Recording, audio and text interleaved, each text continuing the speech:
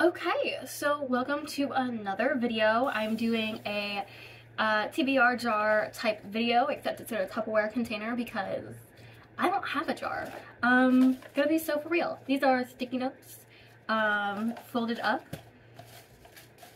Gonna mix them up now. This isn't gonna work. I'm gonna clip this to my lapel. Oh. I'm gonna actually clip this to my lapel because this is one of those videos where I actually have to use the mic as it is intended. I don't know if this is working, but yeah, so I got some TBR prompts in here. I'm gonna pull, I think, 5. There are 2 books that I'm definitely reading this month regardless. If I get a prompt that fits for those books, I can use it for the book, and then I can pick an additional TBR prompts. The 2 books that I'm definitely reading is Becoming Abolitionists by Dereka Purnell. I start school in August, and so July is my last chance to read a nonfiction book before my brain is going to be mush from having to do all the schoolwork that I'm not going to want to read nonfiction. So I gotta read it now, otherwise it's gotta wait until a very, very long time. So we're reading this definitely this month. Either this is going to go towards 8 prompts, and then I will pull in additional prompts to make it 6 prompts, or I will simply be reading this and we have 5 prompts. You know what I mean? And then the other book I don't have with me. I'm gonna have to get it out of the library, but it is Honey Girl. I don't remember the author name at this time. I could look it up. I'm not doing that right now. I'm kind of in a book club, and that seems to be leaning towards what book we're gonna end up reading this month. And so that's another book that I'm going to be reading. If it can go towards a prompt, then I will just pick an additional prompt. You get the vibes. Anyway, so prompt number 1. A book about music or a musician. This is so interesting. I remember putting this in here and having a book in mind. Do I know what book that is now? Not a clue. It's definitely nothing on my physical TBR. Let me see what I have on my Storygraph. My physical TBR is really, really small, and then I have to go to Storygraph and then hope a library has it, so this might be a long recording, but I will cut it down and post sign in. The only book I can think of off the top of my head that has that is Daisy Jones and the Sticks, and that was not a book that I was like super interested in reading. But I mean, if it's all I got, then it's all I got. Oh wait, oh, this one does too. Hold on, okay, so basically this book is called I'll Be the One by Lila Lee. It is about this girl. She does not meet the traditional standards of beauty in the K-pop world, or really in the world in general, unfortunately. And so, I'll read you part of the summary. Sky Shin has heard it all. Fat girls shouldn't dance, wear bright colors, shouldn't call attention to themselves, but Sky dreams of joining the glittering world of K-pop, and to do that, she's about to break all the rules that society, the media, and even her own mother have set for girls like her.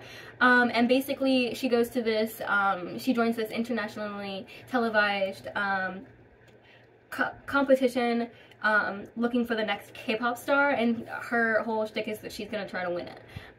It sounds so cute and fun, and I'm looking forward to it. So that's gonna be book number 1. My next prompt, I'm trying to mix these up. Okay, what is this prompt? A fairy tale retelling. You know what? There's one that I've been like dying to read. I've heard people talking about it recently. Like, it's gotten like a little bit of a resurgence that I've been kind of dying to read. I'm gonna do Malice by Heather Walter. It's basically a Sleeping Beauty retelling, but it's sapphic, and apparently there's a sequel to it, and it's very much so like, from what I've heard, someone said on Book Talk that it was like villain, a lot of villain, sapphic villain vibes, and I'm here for it. So that's why I'm reading that.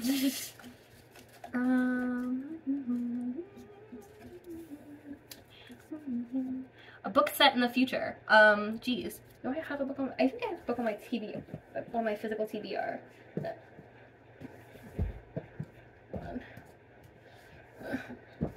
I think this book is set in the future. Hold on, let me look. Oh, it's considered dystopian, and dystopian is generally future, right? Am I making that up?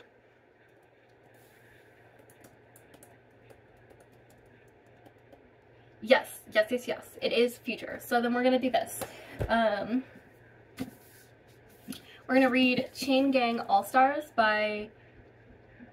I don't want to butcher his name, so I'm gonna learn it. So, Chain Gang All-Stars by Nana Kwame Adjebrenya.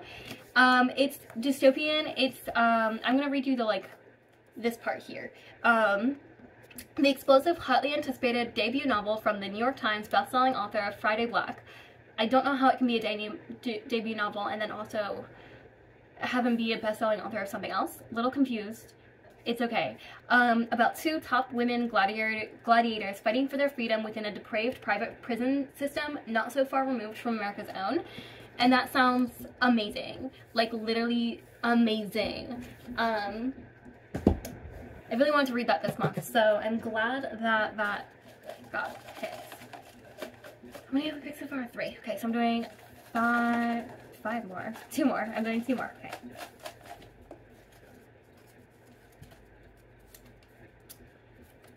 Killian. I should have been showing these to you guys this entire time. You can't read it anyway because it's pencil. I'll do better next time. Actually, I'm not, because I'm going to use the same thing again.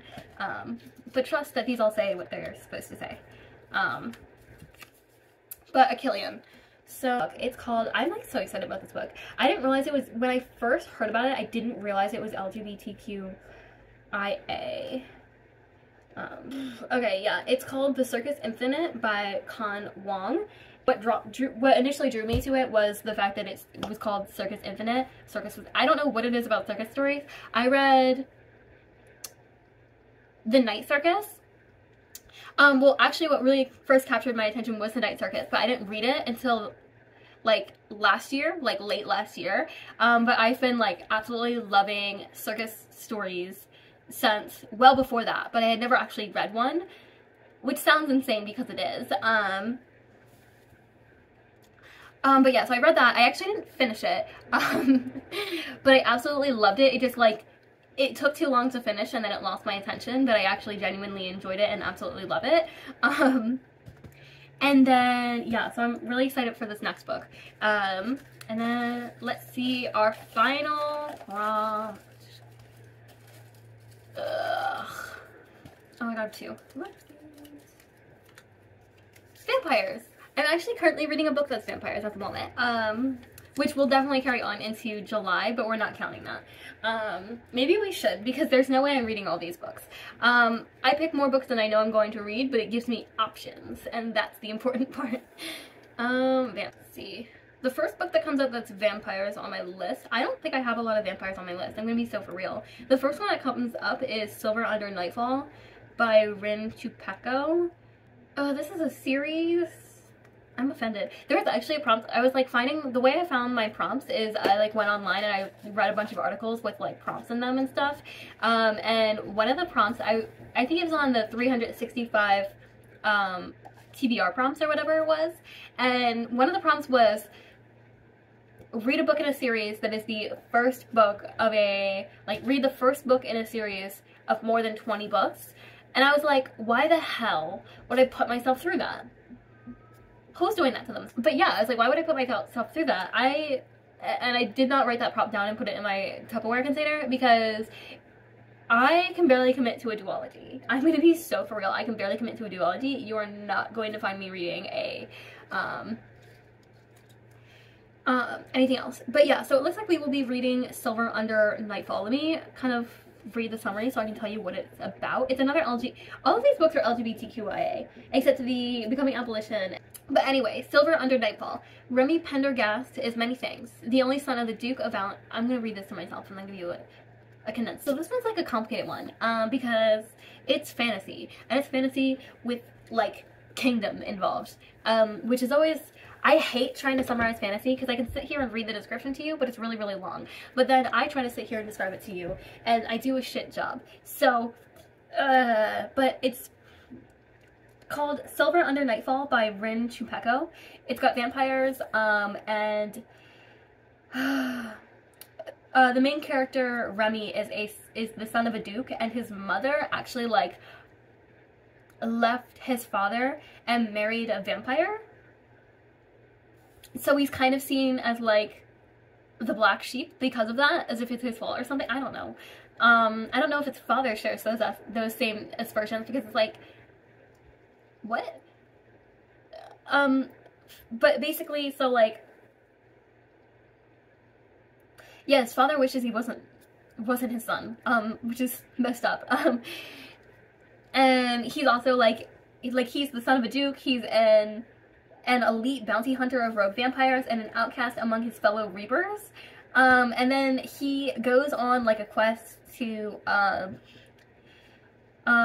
like, a terrifying new breed of vampires was spotted outside of the city, and Remy's like, I got this. So he tries to take them on alone, but then he meets a vampire heiress and her fiance, and then he's like, oh, I like you guys. So then he kind of has a choice whether or not he's gonna, like, be on their side or his kingdom's side, essentially. Yeah, and that's kind of the whole thing. I'm very intrigued by this, and it's on my TBR. I have, like, a really long, like, most people have, like, really, really big physical TBRs. Because I use the library so often, instead, I just have this giant Storygraph TBR, and I'm like, I need to cut this down, I need to cut this down, I need to cut this down. And so this is great, because I feel like I'm getting a lot off of my Storygraph TBR, because there's only 2 books that are physical, which is good, just these 2. So those are all of the books I'm planning to read in July. I probably won't get to all of them because it is currently the 29th of June, and I'm currently reading, where is it? It's way over there. I'm not grabbing it. But it's, I'm currently reading Page Boy by Elliot Page. I'm almost finished with it, but it's kind of a slog to read through. I really, really love it, but there are certain points that are a little bit boring for me, and aren't holding my attention as much as some other chapters. And but yeah, I'm reading Page Boy by Elliot Page right now. I think I got like a quarter left. Hopefully, I think it's just a quarter. And then 300 pages of this other book. I don't remember what it's called. My Kindle's right here. Ugh. It's called How to Bite Your Neighbor and Win a Wager. It's the first book in duology. I think it's just a duology. And it's really, really good, but I'm only 148 out of 386 pages in.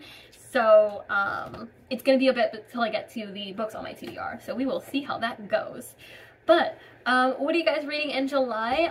Comment down below. If you've read any of the books that I am reading in July, let me know what your thoughts are. But I will see y'all next week.